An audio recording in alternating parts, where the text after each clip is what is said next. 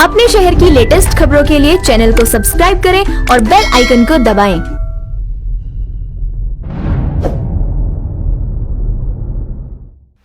नमस्कार, स्वागत है आप सभी का हुंकार 24/7 न्यूज में और मैं हूं आपके साथ हिमांशी उपाध्याय। नमस्कार, मैं हूं आपके साथ कहकशा परवीन और शुरुआत करते हैं आज की बड़ी खबरों के साथ। देश की राजधानी दिल्ली समेत उत्तर भारत के ज्यादातर इलाकों में बारिश होने से लोगों को भीषण गर्मी से राहत मिली है। दिल्ली, यूपी, पंजाब, हरियाणा, राजस्थान समेत कई राज्यों में इस मौसम के हिसाब से अधिकतम तापमान सामान्य से कम दर्ज किया गया। मौसम विभाग के मुताबिक अनुकूल परिस्थितियां मिलने के कारण दक्षिण पश्चिम मानसून आगे बढ़ रहा है।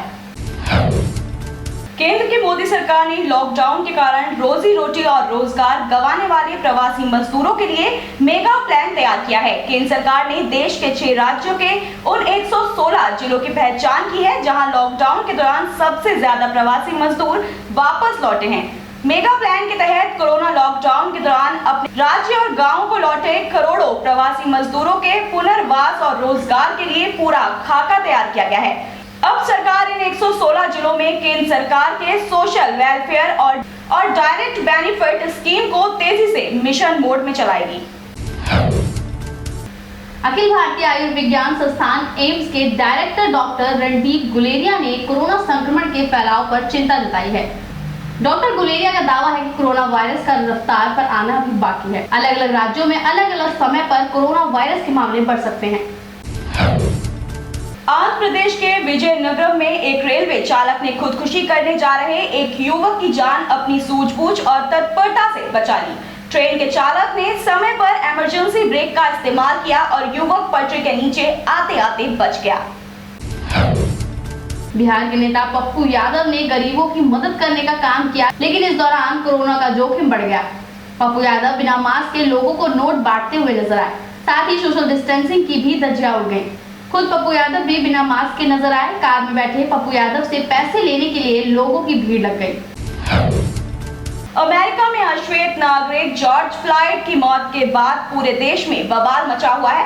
अमेरिका से लेकर अन्य देशों तक में लोग प्रदर्शन कर रहे हैं और अश्वेत लोगों के सुरक्षा और पुलिस के हिंसक व्यवहार से गई जानों के लिए न्याय मांग रहे हैं। ऐसे में कुछ जगहों पर ये प्रदर्शन हिंसक भी हुए हैं। आम जनता के साथ बॉलीवुड के सेलेब्स ने भी सोशल मीडिया पर #BlackLivesMatter को सपोर्ट कर जॉर्ज फ्लॉयड की मौत पर अपनी नाराजगी जताई थी।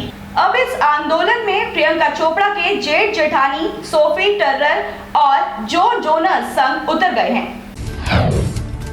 चीन को उसी की भाषा में जवाब देने के लिए भारत ने भी पूरी तैयारी कर ली है। दुनिया के बाकी ताकतवर देश भी चीन के खिलाफ भारत की इस रणनीति के साझेदार बन रहे हैं। हाल ही में अमेरिकी राष्ट्रपति डोनाल्ड ट्रंप और पीएम मोदी की फोन पर बातचीत हुई और बातचीत में भारत चीन सरहद का मुद्दा भी उठा। इस दौरान ट्रंप ने भारत को G7 में शामिल करने की भी इच्छा जताई।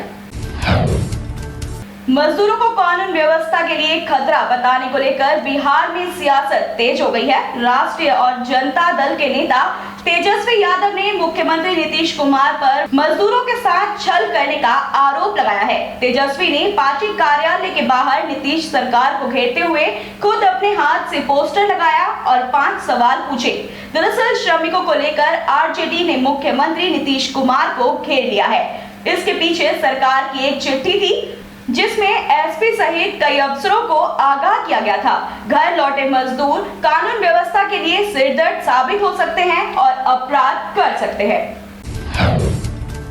राजस्थान के धौलपुर जिले से ऐसा मामला सामने आया है जहां एक प्रेमी युगल की युवती पक्ष के लोगों ने धारदार हथियारों से पीट कर निर्मम हत्या कर दी।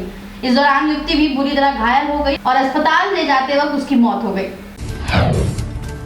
दिल्ली पुलिस के एक इंस्पेक्टर का शव कार में संदिग्ध हालत में मिला है। ये शव केशवपुरम थाना के रामपुरा इलाके में मिला। इंस्पेक्टर विशाल दिल्ली पुलिस की स्पेशल सेल में तैनात थे। पुलिस मौके पर पहुंची और कार से शख्स को बाहर निकाला तो पता चला कि कार में मौजूद शख्स की मौत हो चुकी है। फिलहाल पुलिस मामले की जांच कर रही है।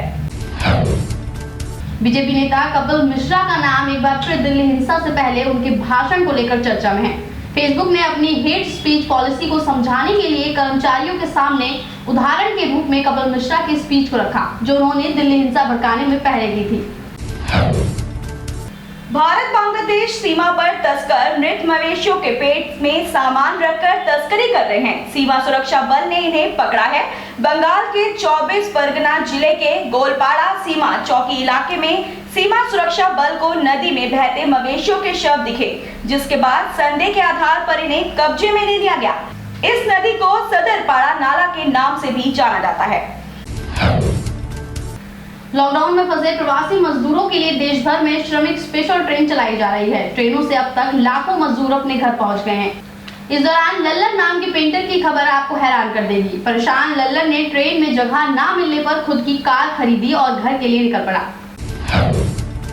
देश को दिशा देने वाले इंडिया का DNAE कॉन्क्लेव में उत्तराखंड के सीएम ने कहा कि सतर्कता से कोरोना महामारी को हराएंगे। लोगों के आने से संक्रमण के मामले बढ़े हैं। पैसे की कोई कमी नहीं है। सभी जिलों में वेंटिलेटर की व्यवस्था है।